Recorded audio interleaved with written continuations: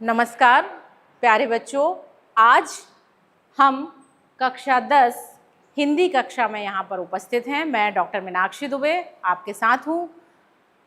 आज का हमारा विषय है निबंध लेखन। तो निबंध लेखन पर आपने देखा होगा, सुना होगा या फिर आपने प्रश्न पत्र में देखा होगा कि आपके प्रश्न पत्र में निबंध लेखन के लिए निबंध लिखने को एक प्रश्न आता है और वह प्रश्न आता है 4 अंक का। तो 4 अंक का प्रश्न आपको यहाँ तैयार करना है और बहुत आराम से वह प्रश्न तैयार होने वाला है। आपको सिर्फ मेरे साथ मेरे कही हुई बातों का अनुसरण करना है, अनुकरण करना है और फिर उसका अभ्यास करना है। तो तैयार है? अंक विभाजन हम सबसे पहले देखेंगे। तो अगर हम देखें कि आप निबंध लेखन कर रहे हैं, आप निबंध लिखने जा रहे हैं, तो निबंध जब आप प्रश्न पत्र में लिखते हैं तो उत्तर पुस्तिका की जब जांच होती है तो आपको किस हिस्से पर कितने अंक प्रदान किए जाते हैं यह यहाँ पर दिखाया गया है। तो प्रस्तावना अगर आप सही लिख रहे हैं, अच्छे से लिख रहे हैं, सटीक लिख रहे हैं तो आपको प्रस्तावना पर अंक मिलते हैं 1 अंक। ठीक वैसे ही अगर मध्य भाग, बीच का जो हिस्सा है वह आप सही लिख रहे हैं, सटीक लिख रहे हैं, आपकी भाषा शैली अच्छी है, आपने अच्छे से उस विचार को विस्तार दिया है, तो वहाँ पर आपको अंक मिलने वाले हैं 2 अंक। उपसंहार अगर आप अंत में, मतलब निबंध का अंत ठीक तरह से कर रहे हैं, उपसंहार ठीक से लिख रहे हैं, तो उसमें आपको अंक मिलने वाले हैं 1 अंक। तो आपको यहाँ यह ध्यान में रखना है कि आपके पास एक प्रश्न आने वाला है। वो कौन सा प्रश्न है? निबंध लिखने के लिए, और वो निबंध आपको लगभग 120 शब्दों में लिखना होता है। ठीक है, तो कुल 4 अंक निर्धारित है। वो 4 अंक आपको किस तरह से कितने हिस्सों में मिलेंगे वो आपने देख लिया। प्रस्तावना पर 1 अंक, मध्य भाग पर 2 अंक और उपसंहार पर 1 अंक। ठीक है, इसके बाद अब हमें यह देखना है कि जब हम निबंध लिख रहे हैं तो उसमें निबंध लिखते समय कौन कौन सी बातें विशेष रूप से होनी चाहिए। विद्यार्थियों को यह बताना चाहिए, है ना, या विद्यार्थियों को, आप सभी को यह ध्यान रखना चाहिए कि हमें आपको रट कर नहीं लिखना है। मतलब कोई भी निबंध आपको रट कर नहीं लिखना है, क्योंकि आप जब रटेंगे तो उसे भूल जाएंगे। आपको उस विषय वस्तु को समझना है, उस पर अपने मस्तिष्क में विचार करना है और उस विचार को एक अच्छी भाषा शैली में अपने शब्दों में उतारना है। वैसे आपने देखा होगा, निबंध लेखन तो एक साहित्य की बहुत बड़ी विधा है जिस पर बहुत बड़े बड़े साहित्यकारों ने अपनी कलम चलाई है। लेकिन हम यहाँ बात कर रहे हैं कौन से निबंध लेखन की? जो आपको प्रश्न पत्र में लिखना है। तो जिस विषय पर निबंध लेखन करना हो, आपको जो भी विषय आया है, आपके पास जो भी प्रश्न आया हुआ है, जिस भी विषय को आपको दिया गया है उस पर चिंतन करके ही लेखनी चलानी चाहिए। ठीक है, अर्थात पहले हमें उस विचार को आत्मसात करना होगा, हमें देखना होगा, हमें उसके बारे में विचार करना होगा, फिर हम उसके बारे में लिखना प्रारंभ करेंगे। निबंध की प्रस्तावना और उपसंहार प्रभावोत्पादक होना चाहिए, अर्थात प्रभावशाली होना चाहिए, प्रभावपूर्ण होना चाहिए, अच्छा होना चाहिए। आपकी भाषा में अगर हम कहें या बहुत सामान्य भाषा में कहें तो हम कह सकते हैं कि रोचक होना चाहिए, अच्छा उसका प्रभाव पड़ना चाहिए। विचार क्रमबद्ध होने चाहिए। यह बहुत महत्वपूर्ण बात है जो हमें ध्यान में रखनी है। वो क्या कि जब आप लिख रहे हैं, जब आप निबंध को गति प्रदान कर रहे हैं किसी भी विचार पर, तो आपको उस विषय के बारे में क्रमबद्ध तरीके से लिखना है, मतलब सिस्टमैटिक तरीके से लिखना है।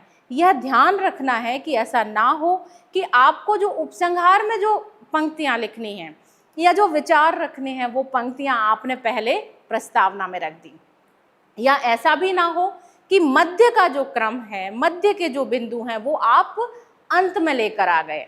तो कहने का अभिप्राय क्या है कि जब हम एक क्रम से चलते हैं, एक पंक्तिबद्ध तरीके से चलते हैं, या जब हम एक स्तर के अनुकूल चलते हैं, पहले फिर बाद में फिर इस स्तर पर फिर इस स्तर पर, तो या फिर क्रम से चलते हैं तब हमारा निबंध जो है वो बहुत ही अच्छा बन पड़ता है और हम उस निबंध में बहुत अच्छे अंक लेकर आ सकते हैं। भाषा शैली तो निश्चित तौर पर हम कुछ भी लिखें, हम परीक्षा में कोई भी प्रश्न लिखें या हम किसी भी प्रश्न का अभ्यास कर रहे हैं या हम अन्यत्र भी अगर देखें हम कुछ भी लिखते हैं, कोई भी साहित्यिक विधा पर लिखते हैं या हम कोई भी अन्य प्रश्न लिखते हैं, तो जब तक हमारी भाषा शैली उपयुक्त नहीं होती या अच्छी नहीं होती या सटीक नहीं होती, तब तक वह कहीं भी विशिष्ट नहीं बन पाता या बहुत अच्छा प्रभाव अपना नहीं छोड़ पाता। तो भाषा शैली आकर्षक होना चाहिए और यथासंभव सुंदर लेख होना चाहिए। कई बार ऐसा होता है कि हमें लगता है कि हमने विचार तो बहुत अच्छे लिखे लेकिन हमारी राइटिंग अच्छी नहीं थी या हमारी लेखनी अच्छी नहीं थी, तो हमारा लेखन जो है वो हमारे विचारों से झलकता है, लेकिन लेखनी किस तरह से चली है, मतलब हमारी लिखावट कैसी आई है। तो यह भी आप बच्चों को विशेष रूप से ध्यान रखना होगा कि जो लिखावट है वो सुंदर होनी चाहिए। सुंदर होने का अभिप्राय यह नहीं है कि बहुत आप 1 घंटे में या आधे घंटे में उस प्रश्न को हल करें। सुंदर होने का अभिप्राय यह भी होता है कि भाषा जो हमने लिखी है, जो हमारी लिखावट है वो कैसी हो, स्पष्ट हो और आकर्षक दिखने वाली हो। विराम चिन्हों का उचित प्रयोग। बच्चों, विराम चिन्ह हमारे भाषा का एक ऐसा बिंदु है जिसके प्रयोग के कारण हम अपनी भाषा को और अधिक प्रभावशाली बना पाते हैं और अधिक निखार पाते हैं और भी अधिक उसे संप्रेषित करने का माध्यम बना पाते हैं।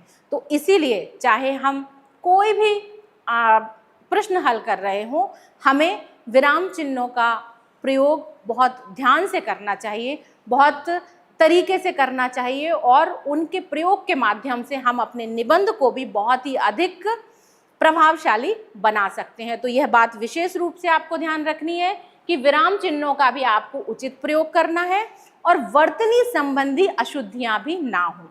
तो इसके लिए हमें क्या करना होगा, हम कर सकते हैं कि हम जिन वर्तनी जो हमें बार बार हमें कठिन लग रही है, जटिल लग रही है, हम उस वर्तनी को बार बार लिख कर देख लें, तो हम देख पाएंगे कि ये जो कुछ बिंदु यहाँ पर निकल कर आए हैं वो यह कि सबसे पहले हमें विषय को पढ़ना है, उसके बारे में हमें समझकर अपने शब्दों में लिखना है, फिर चिंतन करना है, सोचना है, फिर लिखना प्रारंभ करना है।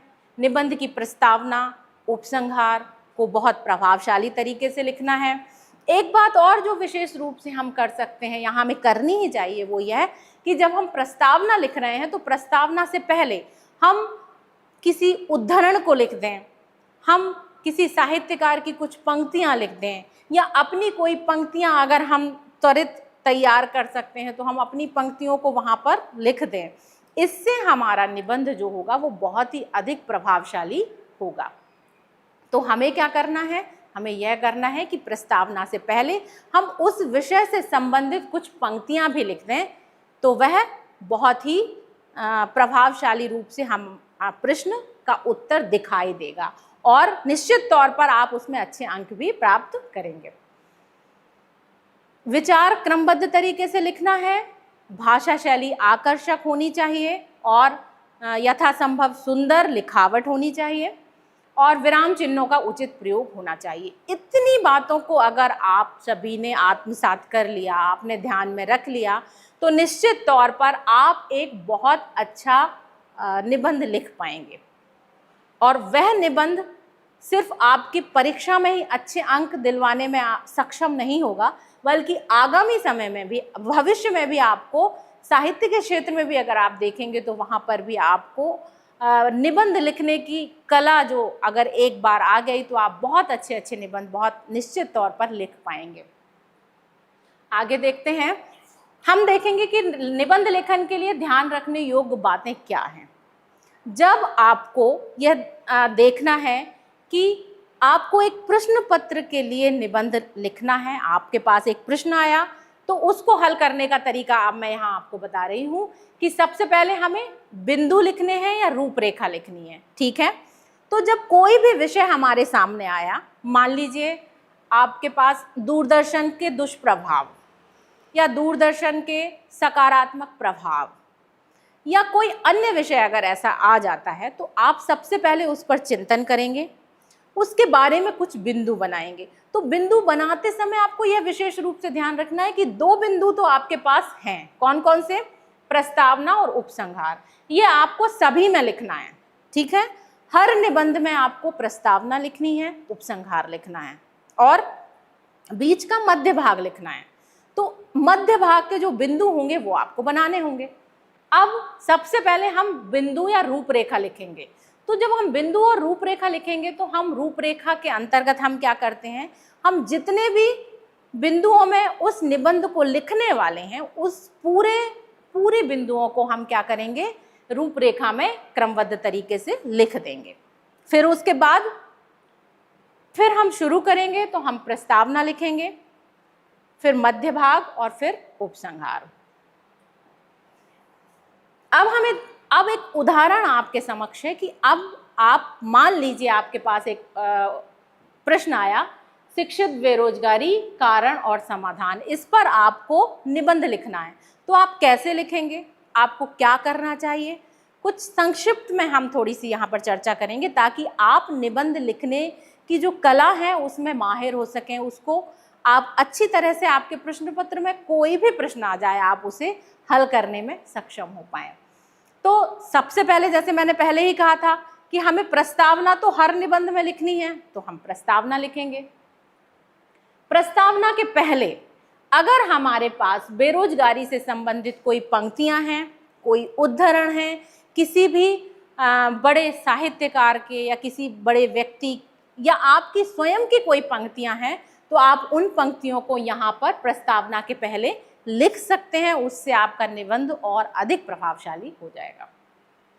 सबसे पहले हम प्रस्तावना लिखेंगे, ठीक है। फिर हम लिखेंगे बेरोजगारी, शिक्षित बेरोजगारी का अर्थ। तो मैं आपको यह बतलाना चाहती हूँ या यह समझाना चाह रही हूँ कि आप जब बिंदु बनाएंगे किसी भी विषय को देखकर आप स्वयं बिंदु कैसे बना सकते हैं। तो पहला बिंदु आपका प्रस्तावना हर निबंध में होगा, अंतिम बिंदु आपका उपसंहार हर निबंध में होगा ही होगा। अब ये है आपका मध्य भाग। तो मध्य भाग में हमें क्या करना होता है, मान लीजिए हमें एक विषय दिया गया है शिक्षित बेरोजगारी। हमें इस शिक्षित बेरोजगारी पर लिखने के लिए अगर हमें निबंध लिखना है तो हमें यह बताना होगा ना कि वो आखिर शिक्षित बेरोजगारी का अर्थ क्या होता है, ठीक है। तो हम सबसे पहले बताएंगे कि शिक्षित बेरोजगारी का क्या अर्थ है। फिर उसके बाद बेरोजगारी का अर्थ अब पता चल गया, तो शिक्षित बेरोजगारी के कारण क्या क्या हैं, तो हम अगला बिंदु बना देंगे शिक्षित बेरोजगारी के कारण। फिर बेरोजगारी के निदान या समाधान। तो अब जो शिक्षित बेरोजगारी है उसके कारण हमने देख लिए, उसका अर्थ देख लिया, तो अब हम देखेंगे कि उसके कारण क्या है या निदान क्या है या उसका समाधान क्या है। तो कारण देखने के बाद उसके निदान और समाधान देखेंगे। तो इस तरह हम मध्य भाग किसी भी निबंध का तैयार कर सकते हैं। कुल मिलाकर मेरा कहने का अभिप्राय इतना है कि हम चाहे किसी भी विषय पर लिख रहे हों, हमें कुछ बिंदु निश्चित तौर पर लिखने ही हैं और वो हैं प्रस्तावना और उपसंहार। उसके बाद 2 बिंदु हमारे निश्चित हैं, बीच के जो बिंदु हैं उन बिंदुओं में हमें यह देखना होगा कि जो भी हमें विषय दिया गया है हम उस विषय से संबंधित उसका अर्थ लिखें, उसके अगर कुछ कारण हैं, उसके प्रभाव हैं या उससे संबंधित कोई समस्याएं हैं, उनके कोई निदान हैं या उससे संबंधित समाज में कोई भ्रांतियां हैं या कोई सकारात्मक या नकारात्मक प्रभाव हैं, तो इनको हम बिंदुवार मध्य भाग में लिखें। तो यह हमें बिंदु बनाने के लिए ये सब काम आएंगे। तो हमें यह सब बिंदु अपने मन से बनाना होगा। और यह मन से कैसे बनाएंगे, जब हम यह देखेंगे कि हमारे पास जो विषय दिया गया है उस विषय के बारे में हम बीच में कौन कौन से पॉइंट्स ऐड कर सकते हैं या जोड़ सकते हैं। अब अभी पहले, सबसे पहले मैंने क्या किया था, आपको दिखाया था कि किस तरह से आपको पूरा प्रारूप तैयार करना है। फिर अगला आपके लिए था कि आपको किस तरह से बिंदु बनाने हैं, मतलब ये रूपरेखा बनानी है, ये रूपरेखा थी, ठीक है। उसके बाद में अब एक पूरा निबंध हम एक उदाहरण के रूप में ले लेते हैं, जिससे आप यह समझ पाएंगे कि वो निबंध जो है वो किस तरह से लिखा गया है, या आप किस तरह से किसी भी निबंध को लिख सकते हैं अपने शब्दों में। अपने शब्दों का अभिप्राय है मानक शब्द, क्योंकि हम प्रश्न पत्र में लिख रहे हैं, तो हमारा जो प्रश्न पत्र है उसमें हमारी भाषा शैली, हमारी शब्दावली मानक होनी चाहिए, मतलब स्टैंडर्ड होना चाहिए। ऐसा ना हो कि हम अपने घरेलू शब्दावली में वो निबंध लिख दें। अब मान लीजिए ये है बढ़ता हुआ प्रदूषण, एक विषय आपके पास आ गया। अब इस विषय में सबसे पहले पिछला जो विषय था शिक्षित बेरोजगारी कारण और समाधान, अगला हमारा जो विषय है वो है बढ़ता हुआ प्रदूषण। तो हमें अब यह देखना है कि हमें पूरा निबंध किस तरह से लिखना है। ये बहुत ध्यान से देखिएगा। हम सबसे पहले प्रश्न हमारा जो भी आया, मान लीजिए प्रश्न आ गया बढ़ता हुआ प्रदूषण, तो सबसे पहले आप उत्तर क्रमांक डाल के बढ़ता हुआ प्रदूषण हेडिंग डालेंगे, बीच में उसे अंडरलाइन करेंगे। फिर उसके बाद उससे संबंधित आप रूपरेखा तैयार करेंगे। रूपरेखा आपको कैसे तैयार करनी है, आपने मान लीजिए ये रूपरेखा एक हेडिंग डाली और उसके बाद में आपने ये कुछ बिंदु रूपरेखा के यहाँ पर लिख दिए। ये कौन से बिंदु होते हैं, ये वही बिंदु जिनको आप बाद में विस्तार देने वाले हैं। तो ये आपने बिंदु लिखे, प्रस्तावना, प्रदूषण का अर्थ, प्रदूषण के कारण, प्रदूषण के दुष्प्रभाव, प्रदूषण रोकने के उपाय और उपसंहार। अब जब आप इनको विस्तार से लिखना शुरू करेंगे तो कैसे लिखेंगे, आपने एक हेडिंग डाली, उसको अंडरलाइन किया और फिर एक चिन्ह लगाया जिसको बोलते हैं विस्तार सूचक चिन्ह, ठीक है। मतलब ये 2 डॉट और 1 डैश, इसको बोलते हैं विस्तार। तो इस चिन्ह के बाद आपने फिर प्रस्तावना में आपको जो भी लिखना है वो लिखना शुरू किया। अब इस विषय पर हमने क्या लिखा है वो हम थोड़ा सा देख लेते हैं। जैसे बढ़ता हुआ प्रदूषण में अगर हम लिखेंगे तो हमने लिख दिया, विज्ञान के इस युग में मानव को जहाँ कुछ वरदान मिले हैं वहाँ कुछ अभिशाप भी मिले हैं। प्रदूषण एक ऐसा अभिशाप है जो विज्ञान की कोख में से जन्मा है और जिसे सहने के लिए अधिकांश जनता मजबूर है। अगला हमने लिखा है प्रदूषण का अर्थ। तो प्रदूषण का अर्थ है प्राकृतिक संतुलन में दोष पैदा करना, मतलब जो भी संतुलन बनाया हुआ है प्रकृति ने, उस प्रकृति के संतुलन को अस्त व्यस्त कर देना, व्यवस्थित ना रहने देना या उसमें असंतुलन पैदा कर देना। ना शुद्ध वायु मिलना, ना शुद्ध जल मिलना, ना शुद्ध खाद्य पदार्थ मिलना, ना शांत वातावरण मिलना, यह है मूलतः प्रदूषण का अर्थ। प्रदूषण के कारण क्या क्या हो सकते हैं, तो प्रदूषण को बढ़ाने में कल कारखाने, जो हमारे कारखाने हैं वो, वैज्ञानिक साधन जितने भी हैं उनका प्रयोग, फ्रिज, कूलर, वातानुकूलन मतलब एसी, ऊर्जा संयंत्र आदि दोषी हैं। प्राकृतिक संतुलन का बिगड़ना भी मुख्य कारण है। वृक्षों को अंधाधुंध काटने से मौसम का चक्र बिगड़ा है। घनी आबादी वाले क्षेत्रों में हरियाली ना होने से भी प्रदूषण बढ़ा है। अगला पॉइंट देख लेते हैं, प्रदूषण के दुष्परिणाम। तो जो उपर्युक्त प्रदूषणों के कारण मानव के स्वस्थ जीवन को खतरा पैदा हो गया है। खुली हवा में लंबी सांस लेने तक को व्यक्ति तरस गया है। गंदे जल के कारण कई बीमारियां फसलों में चली जाती हैं जो मनुष्य के शरीर में पहुंचकर घातक बीमारियां पैदा करती हैं। भोपाल गैस कारखाने से रिसी गैस के कारण हजारों लोग मर गए, इतनी सारी लोग अपंग हो गए। पर्यावरण प्रदूषण के कारण ना समय पर वर्षा आती है, ना सर्दी गर्मी का चक्र ठीक तरह से रह पाता है और सूखा, बाढ़, ओला इत्यादि प्राकृतिक आपदाएं भी आती हैं।